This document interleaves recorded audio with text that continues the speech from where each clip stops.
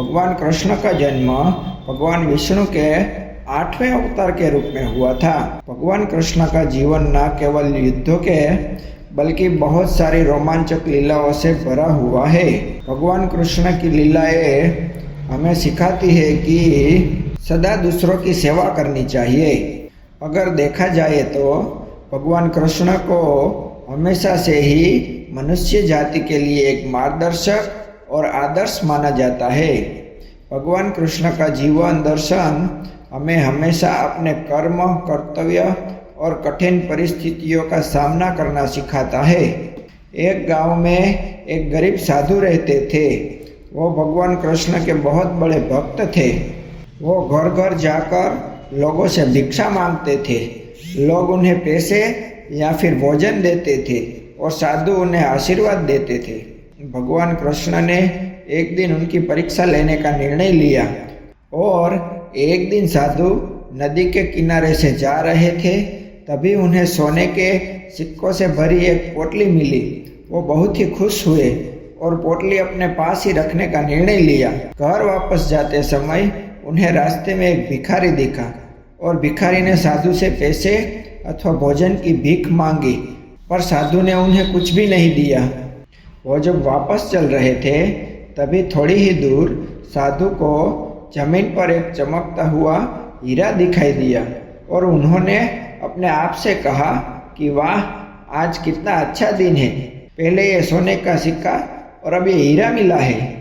साधु जैसे ही वो हीरा लेने के लिए नीचे झुके, एक चोर ने आकर उन पर छलांग लगाई और सोने के सिक्कों से भरी हुई पोटली खींचकर वहाँ से भाग गया।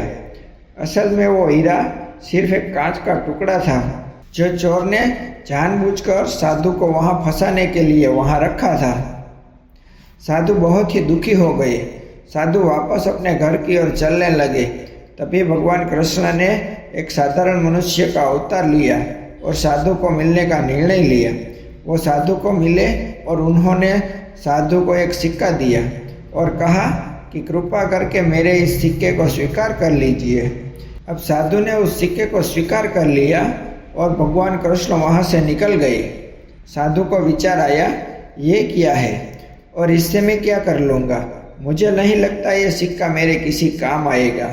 तब घर जाते समय साधु को रास्ते में एक मछुआरा मिला और मछुआरे के जाल में 2 मछलियाँ फंसी हुई थी।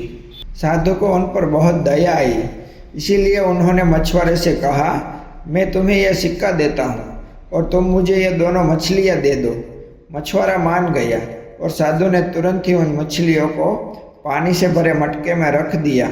उन्होंने सोचा कि दूसरे दिन वो जाकर इन दोनों मछलियों को नदी में छोड़ आएंगे।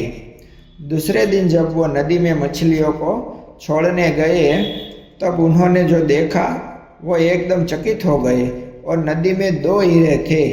वह देखकर साधु बहुत ही खुश हुए, पर समझ नहीं आया कि ये सब हो क्या रहा है। उन्होंने भगवान कृष्ण से प्रार्थना की और भगवान कृष्ण साक्षात साधु के सामने आए। तब साधु ने कृष्ण भगवान से कहा कि ये सब क्या हो रहा है।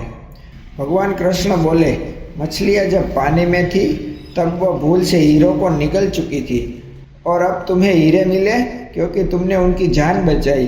तभी साधु के आंखों में पानी आ गया और उन्होंने भगवान कृष्ण को धन्यवाद कहा। तभी भगवान कृष्ण बोले, तुम्हें सोने से भरी हुई पोटली मिली, पर फिर भी तुमने उस भिखारी की मदद ही नहीं की।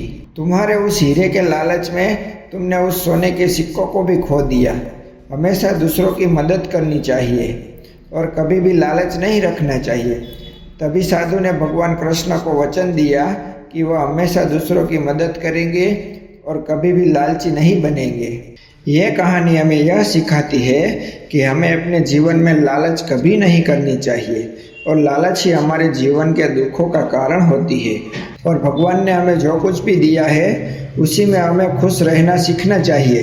ऐसी ही मोटिवेशनल स्टोरी सुनने के लिए हमारे चैनल को सब्सक्राइब करें, लाइक करें और अपने कमेंट करें ताकि हम आपके लिए ऐसी ही अच्छी मोटिवेशनल स्टोरी लाते रहें।